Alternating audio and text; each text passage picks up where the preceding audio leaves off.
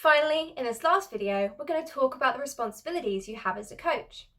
As a coach, it is your responsibility to check your licenses from your music producer and ensure you're following the rules. Some event producers do insist on the use of properly licensed music, and this is a great step in the right direction. However, it's a common misconception that if event producers don't enforce the use of licensed music, then it doesn't have to be used. But this simply isn't true. Using licensed music is the law. It's exactly like safety rules.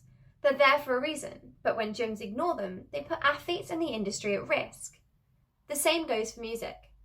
Some coaches will ignore the problem and put the industry, and likely themselves, at risk.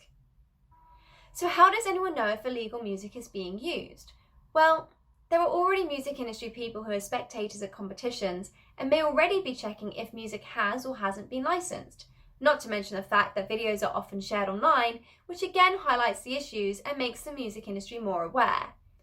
They can then contact you demanding payment that they feel is fair, which will be much more than purchasing an actual license in the first place.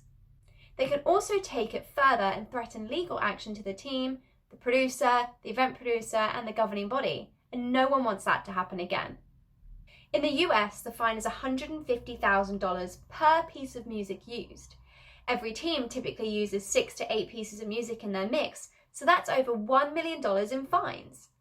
But the biggest tell for them all is when they hear a track in a mix from a restricted artist or writer who doesn't allow anyone to license their music for cheerleading and other performance sports. The enforcement of properly licensed music is not a matter of if, it's a matter of when.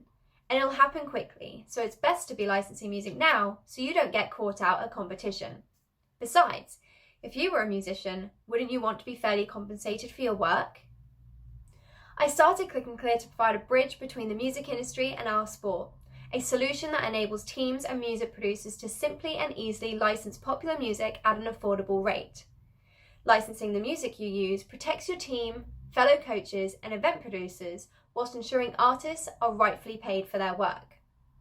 It also enables video on demand services to purchase the sync rights that they need so they don't need to mute your music in your routine videos.